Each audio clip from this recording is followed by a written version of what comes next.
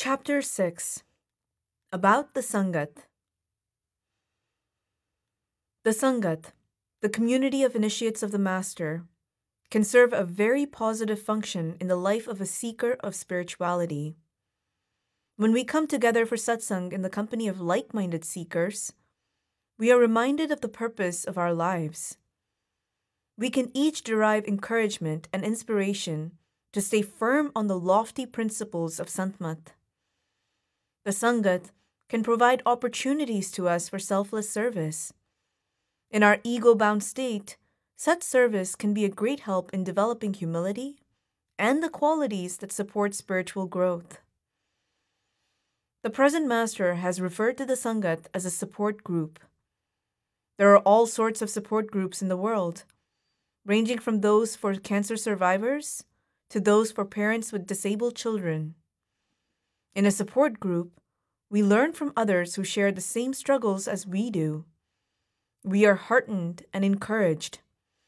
Barriers come down and we feel less alone. On the path each one of us strives, in silence and solitude, to please the Master with our daily spiritual practice. The Sangat can help us keep up the courage to remain steadfast. However, some of our illusions about the Sangat can turn this support group into a confusing and possibly negative force in our life, such as illusion. Satsangis are special, and non-satsangis are. Many of us label everyone who has been initiated as satsangi and call other people non-satsangis. In this way, we view the Sangat as if it were an exclusive club, as if all the members of this club are special or even superior to those who are not initiated.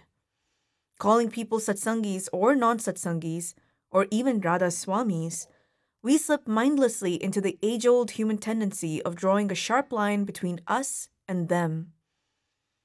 Incalculable harm has been done throughout human history by this tendency, to divide us from them. In his satsangs, the present Master often hammers home the point that Hazur spent 40 years helping us to go beyond our religions, castes, countries, and color. So why, he asks, are we creating new boundaries? What do we mean when we say, I come from a satsangi family, or do you come from a satsangi family? How can a family be satsangi? Sat means truth, and sang means association with. Satsangi means one who is in the company of truth. A real satsangi is one who is merged in the Shabad, merged in spiritual truth. The rest of us are seeking. We might call ourselves initiates. We might call ourselves seekers. If we're honest and think clearly, we'd hesitate to call ourselves satsangis. Some of us frame our choice of a marriage partner in terms of satsangi versus non-satsangi. Some of us name our business Radha Soami Grocery Shop or Babaji Taxi Service. We print stickers or paint Radha Soami on our cars to advertise to the world that we belong to the Satsangi Club. What are we doing? Aren't we treating our Master's Sangat as if it were an exclusive social group? Aren't we making a division of us versus them? When we label others as non-satsangis, do we judge them as being either inferior or somehow misguided, or just simply not one of us? The present Master has repeatedly said that we would be very arrogant if we said ours is the only path to God, or that our Master is the only Master. Arrogance and spirituality pull in opposite directions. If we harness two bullocks to a cart, one on the front end, the other on the back end, and they both start pulling with all their might, the cart will go nowhere. In question and answer sessions, whenever a questioner refers to someone as a non-satsangi, the present Master says something like, how does it make a difference? We are all seekers. A satsangi is one who has realized the Shabad. We are still seeking, so there is no difference. And when anyone complains about others criticizing our way of life, he says something like, if you want them to respect your way of life, you have to respect their way of life. Who are we to say our philosophy is right and theirs is wrong? He often points out that the Lord's love is there for each and every being in equal measure. In the Lord's eyes, all the distinctions we make, caste, creed, religion, do not exist. For the Lord, we are all souls yearning for union with Him. When you look at all the traditional religions in the world, you can easily see that they serve many positive functions for the well-being of humanity. They promote good moral values. They inculcate a devotional and respectful frame of mind. They inspire service to the most deprived members of society. They give people an anchor in life, providing the strength to face the ups and downs of life. They have even inspired great works of art and music and magnificent buildings. However, most religions do one thing that is clearly the opposite of the mission of the saints and mystics. Religions tend to divide, where mystics unite. Religious communities have boundaries that mark those who belong to them as distinct from those who do not. The religion then becomes a label, so we can say, I am an X, and he is a non-X. Someone once brought Baba Farid a pair of scissors. Baba Farid spoke for all mystic saints of all times when he responded, Don't bring me scissors. Bring me a needle and thread. I don't cut apart. I sew together. Christ said, Do not think that I came to destroy the law or the prophets. I did not come to destroy, but to fulfill. What is that law? It is the law of love. The living master, the guru of the times, is always needed to remind us how to fulfill that one unchanging law, because we are so inclined to divide and judge. Let's face it, it is natural to our highest nature to be flooded with gratitude for the great gift of initiation. If we feel we've been the recipients of grace far beyond our deserving, we're right. Let's allow this awe and gratitude to spur us on to live the Sangat way of life and do our best with the daily meditation practice. Let's not twist the natural feelings of awe and gratitude into arrogance, intolerance, and narrow-mindedness. Let's not turn the Sangat into the scissors that cut the family of God's beloved creatures into us and them. The tendency to divide the human race into our community and not our community has been the source of endless hatred and intolerance. Throughout history, it has incited the violence that has inflicted so much pain and suffering on God's creatures. Do we really want to go down that road? Illusion. It's our duty to enforce Sangat values in the Sangat. The Master teaches us that while each one of us must navigate complex moral dilemmas in our lives, doing our best to make the right decisions, it is wrong to think we should judge others or try to enforce spiritual principles. The Masters themselves do not judge. They are always loving and positive. As Maharaj Charan Singh often used to point out, if the Masters were to expose our weaknesses, who would come to them? The Masters, he would say, do not come to condemn us. What more condemnation can there be than that we are separated from the Father? Each initiate has an individual relationship with the Master. Each struggling seeker after truth has an individual relationship with the Lord within. Neither the general Sangat nor Sevadars in positions of responsibility are there to judge or punish anyone. Maharaj Charan Singh made this point in particularly strong terms. Countless times he was asked how initiates should respond to others who had strayed from the principles of Sangat. He always stressed that we should not even make anyone conscious of their weaknesses. What was important, he said, was that anyone who wished to come to satsang or to do seva should feel welcome. As a Sangat, inspired by the example of our Master, we are there to love, support, and serve one another with humility and kindness. We could each ask ourselves how we got so lucky as to be welcomed into satsang. We could reflect on the words of Swamiji. Really, the Jeev is not entitled to satsang. Only after attending satsang for some time would he become worthy of sitting there. A Jeev is a living being, an ordinary person. In other words, you and me. Once in a monastery, a theft took place and the monks asked the abbot to identify and punish the thief. The abbot took no action. Some days later, again, a theft took place, and the monks asked the abbot to send the thief out from the monastery. Again, the abbot took no action. The monks then said they would all leave the monastery if action were not taken. The abbot said, "You are all free to leave the monastery, if you like, because you know that thievery is wrong. But how can I ask the thief to leave? Without the tolerance, compassion, and clear principles of the monastery, how will he ever learn right from wrong?" Tears streamed down the face of the thief. He never stole again. Illusion. The RSSB Sangat represents an ideal world.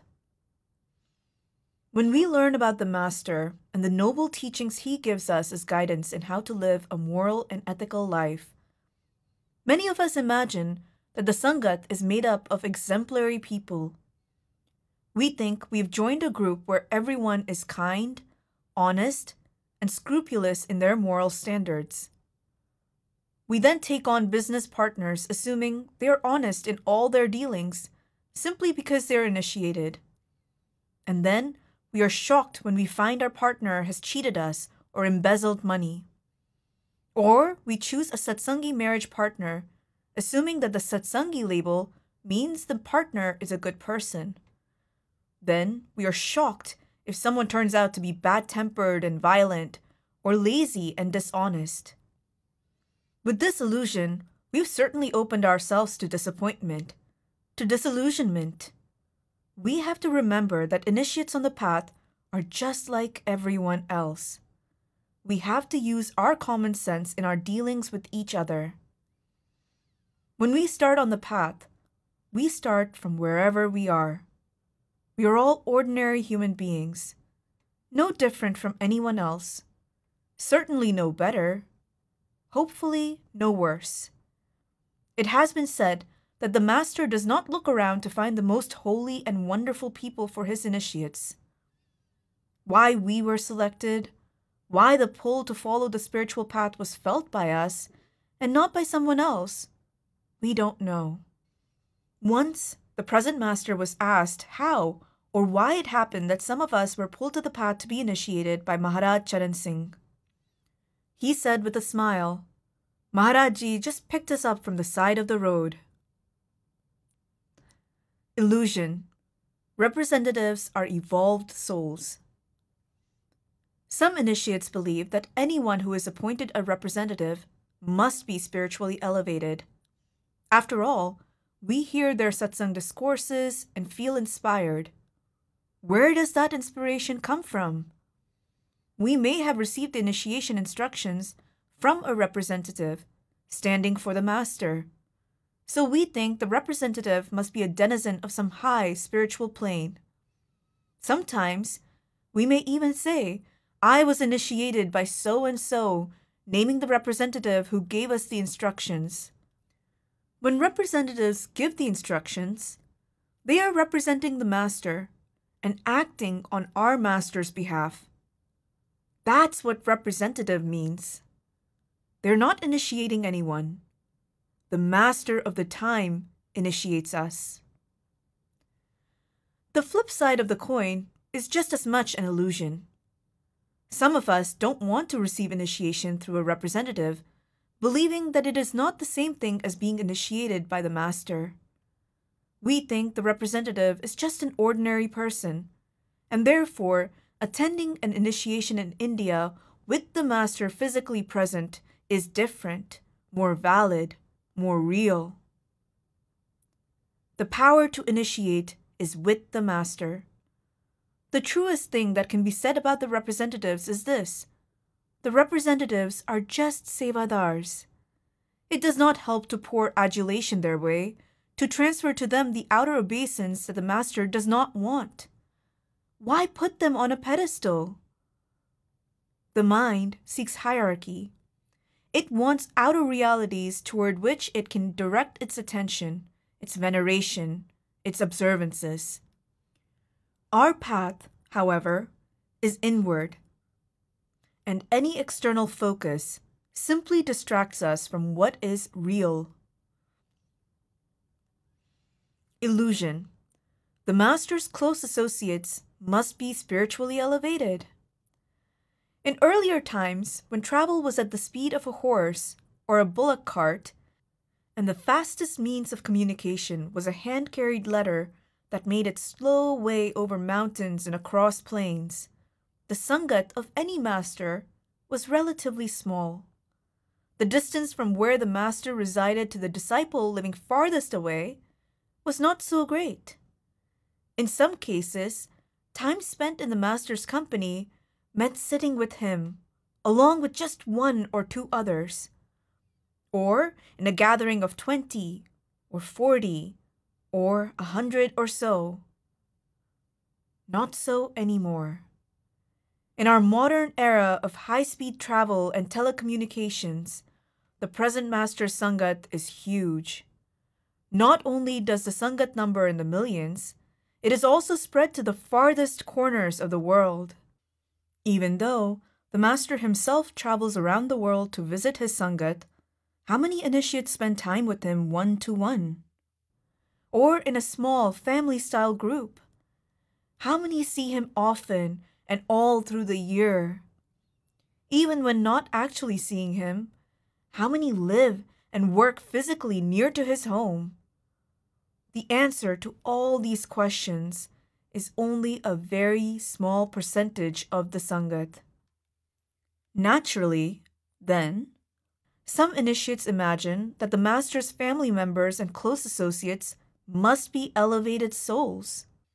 Spending so much time with the master in such a close and personal setting, they must be blessed with a special grace.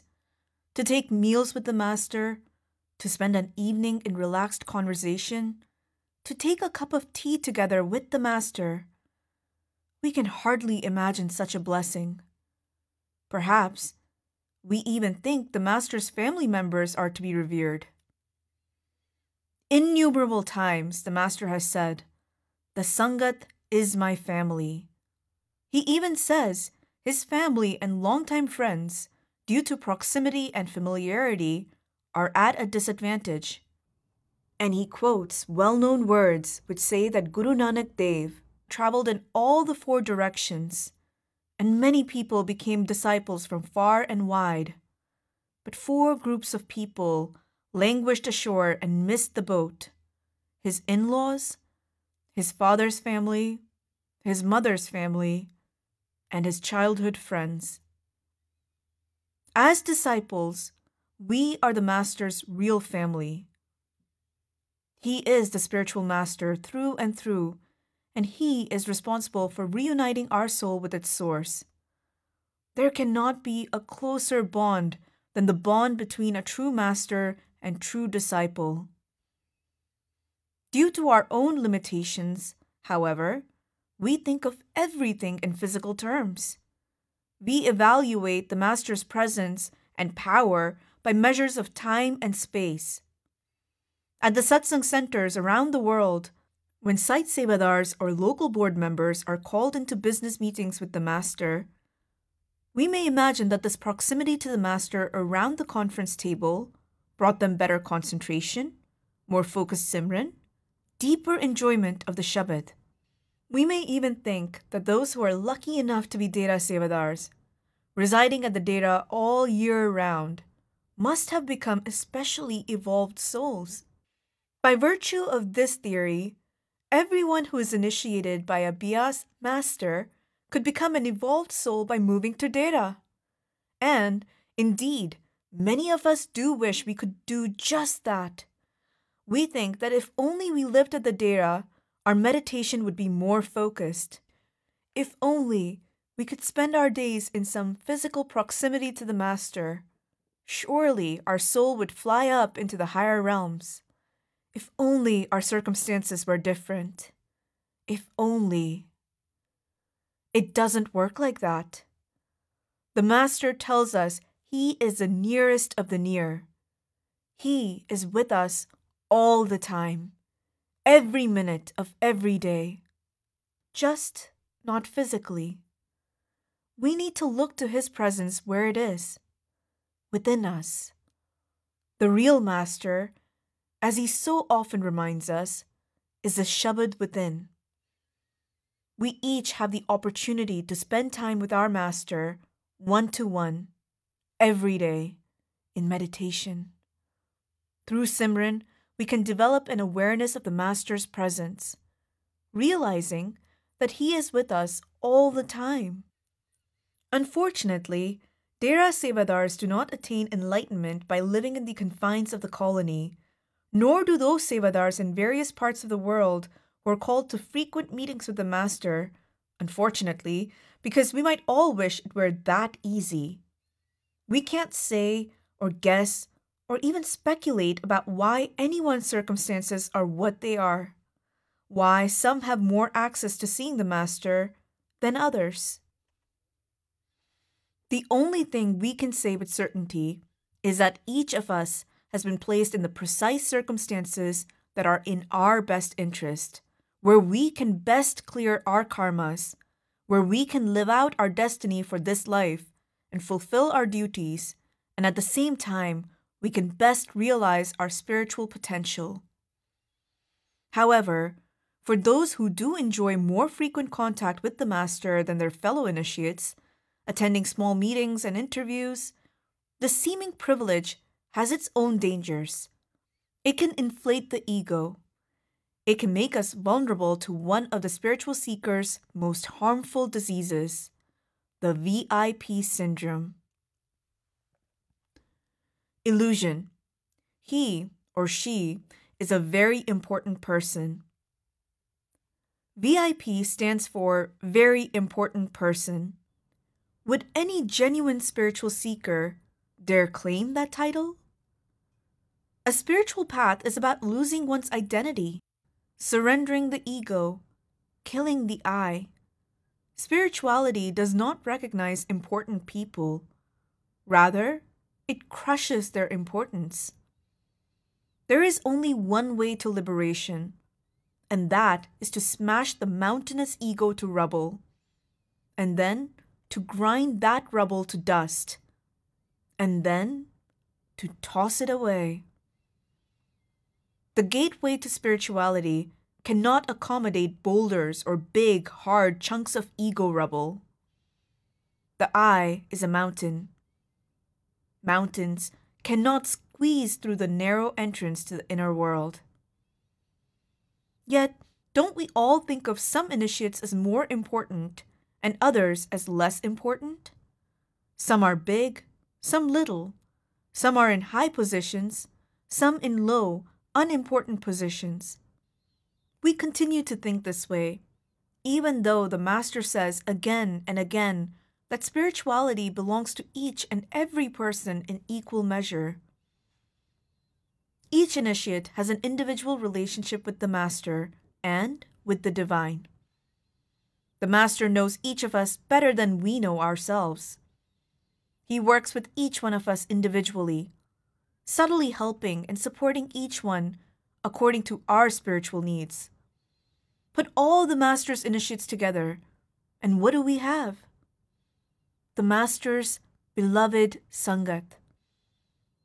So long as we think of ourselves as members of an organization in which some are more important than others, we are distorting the spiritual path and creating precisely the problems associated with many religious organizations. Of course, with so large a Sangat as there is today, there must be organization. Organizational matters such as delegating responsibilities, arranging meeting places for satsang, or feeding and housing the large numbers of people who come together for satsang must be administered efficiently. Yet, the roles we play in the organization have nothing to do with the spiritual reality which is its purpose. What we see is the organization, but the Sangat comes together to experience a spiritual reality which is more subtle and far more beautiful than the structure and appearance of the organization. The Sangat comes together to share in the experience of satsang and to support one another in our search for truth. Let's look at the reasons we might think certain people are important, and the reasons why some initiates might even imagine themselves to be VIPs. First, we are important if we hold a particular seva position. Actually, no seva is important or unimportant. All seva is equal.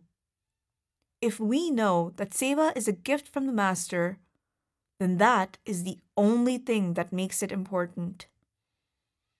Applying our usual worldly approach, we may look at the coordinator of a particular project or the in charge and say he or she is the boss.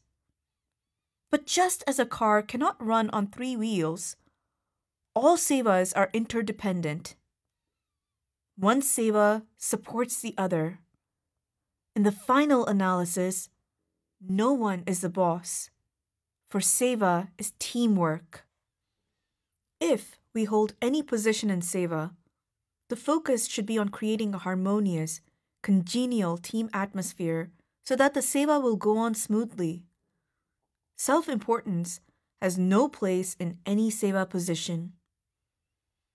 Administration is set up to serve, not the other way round.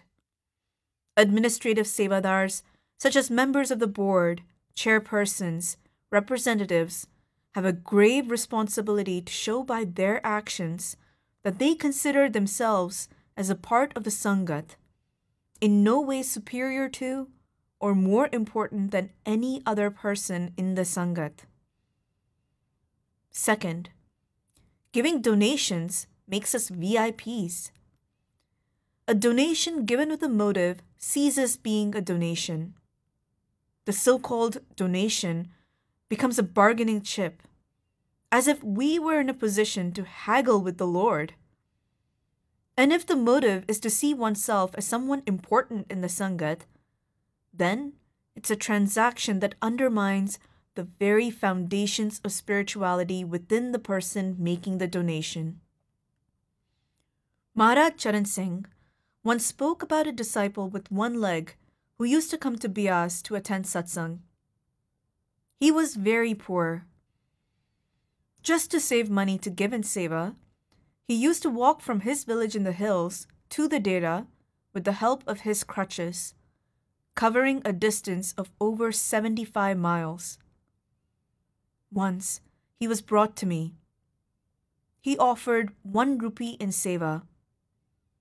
Looking to his poverty, I asked the sevadars not to accept it. But he burst into tears, and I had to accept his offering. While we may think that making a very large donation makes us important, in fact, the amount of any donation is irrelevant. From a spiritual point of view, the attitude with which we make a gift is all important. Only the love with which a donation is made matters. Third, being seen close to the Master, having access to spend time with him, makes us VIPs. Really? Do we believe this? Unfortunately, many of us do. We see certain people who have frequent one-on-one meetings with the Master, and we imagine they must be very important. Maybe we even get jealous. We wish that we ourselves were the person enjoying those frequent meetings. A Tibetan proverb says, "The Master is like a fire. Stand too close and you'll get burnt. Stand too far and you won't get the heat." Can close personal access to the Master really burn a disciple? If we're not on our guard, that very closeness can inflate the ego, bring out the judgmental aspect of the mind, and destroy the very nature of the disciple-master relationship. Closeness can breed familiarity. Closeness can burn faith, burn trust, and burn love. Then the disciple ceases to be a disciple. The disciple fails to see the Master as a master. The disciple burns. The disciple's faith and love go up in flames and may burn to ashes. Stand too far away and you won't get any heat. Another extreme. This is not about physical distance. After all, our karmas may have placed us on the opposite side of the world. Standing far away is when we disassociate ourselves from the tenets of Sangat, stray from the teachings, absent ourselves from satsang, and do not attend to meditation. When we stray so far, we fail to feel the heat of the Master's fire. Then we cannot benefit from the teachings, nor can we be receptive to the Master's grace. In Great Master's words, when we are away from the Master and the satsang, the world imperceptibly impresses itself on us, so much so that, in spite of our regularly giving time to Simran and Naam, we often begin to feel discouraged, dry, and desolate. This is being too far from the fire that is the Master. Let's aspire to follow the middle path, not so close that we burn, not so far that we don't get the heat. Let's not aspire to be VIPs, just simple disciples.